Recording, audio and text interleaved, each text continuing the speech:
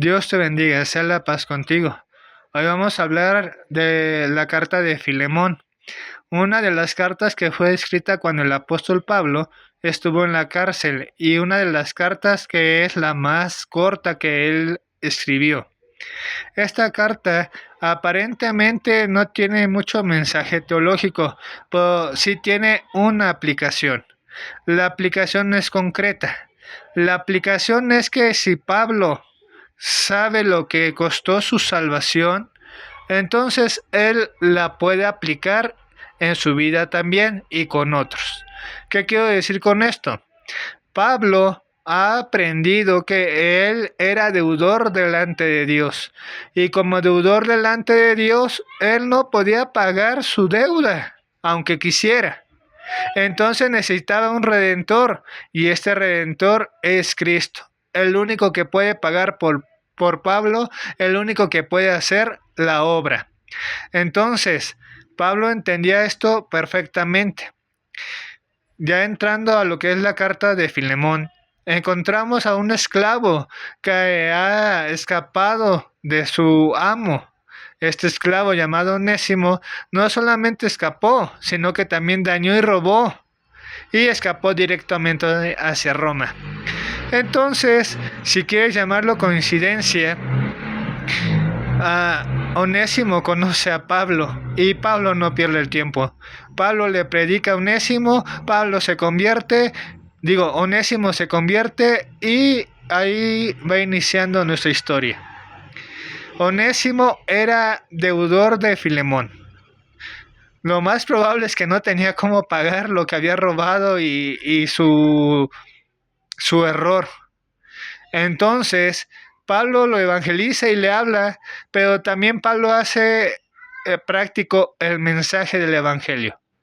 Le dice a Filemón, si Onésimo te ha robado, yo te lo repongo.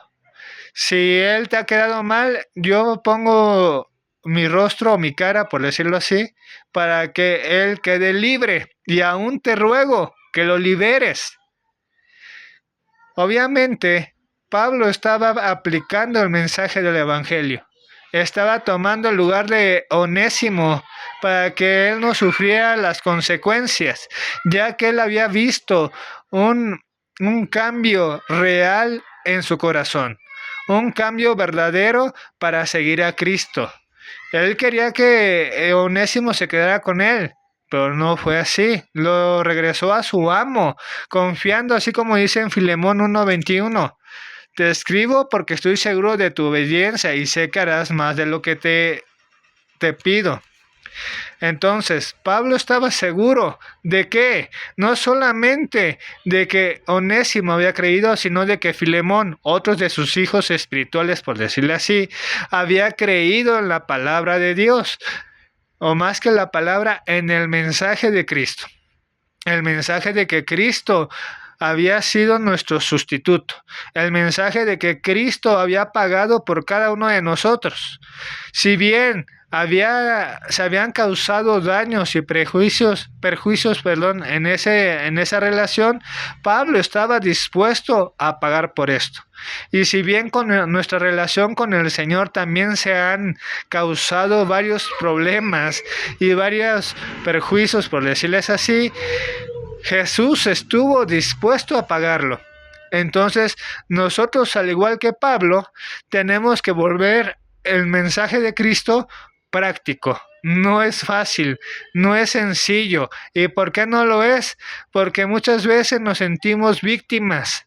Aunque Pablo y aunque Jesús, primeramente, pudieron verse sentido víctimas de la situación y de haber pagado algo que ellos no cometieron, aún así no se sintieron víctimas, sino que tuvieron el privilegio de dar su vida por más que una criatura, por la creación, por los hijos, por un hermano. Así tú y yo, en cuanto dependa de nosotros, demos nuestra vida. A lo mejor no como los demás esperan, porque ese es el problema. En todas las relaciones, esperamos que los demás cumplan nuestros requisitos o lo que nosotros pensamos que deben de hacer. Pero Pablo muestra más allá. Él no trató de cumplir lo que Onésimo pensaba que debería de cumplir. Pablo hizo la voluntad de Dios. Darse por un amigo. Dar su cara por aquel que le necesitaba. Y en eso Dios fue glorificado. A ti y a mí también nos puede utilizar para que Él sea glorificado, para que Él sea levantado. Entonces, en este mensaje práctico, busca ser como Pablo, y más que como Pablo, como Cristo. ¿Por qué como Cristo? Porque si Cristo, no siendo deudor, se convirtió en deudor por nosotros, así muchas veces nosotros nos debemos de convertir en deudor por causa de otros. A pesar de que podamos ser las víctimas, aparentemente no lo somos. Y aún así, Dios muestra su misericordia para con nosotros, en que nosotros siendo deudores, Él tomó nuestra deuda, Él la pagó, Él nos sustituyó en esa cruz donde nosotros deberíamos de haber sido clavados, no porque fuéramos buenos, sino porque Él es bueno, porque Él es santo, porque su bondad sobrepasa nuestro entendimiento y nuestra capacidad de ver el amor. Para muchos el amor es hacer lo que la otra persona quiere. No, Dios y Cristo primeramente no hizo eso. Lo que Cristo hizo fue entregar su vida y no darnos lo que nosotros queríamos. Fue pagar nuestra deuda, aunque nosotros no sabíamos que éramos deudores. Onésimo sí lo sabía. Y en esa bondad de Dios, ahora somos libres para buscar su presencia. Ahora somos libres para servir al Señor, porque cuando Onésimo fue liberado de su esclavitud, sirvió al Señor para gloria y honra de Dios. Así que nosotros ya somos libres, no libres para hacer lo que querramos, sino libres para buscar a Dios y libres para que Dios haga la obra en ti y en mí. Así que tomemos ese sacrificio en nuestras manos y que esa sangre nos limpie de nuestras deudas para que podamos ser libres para servir. Esto no significa que no nos vamos a volver a equivocar.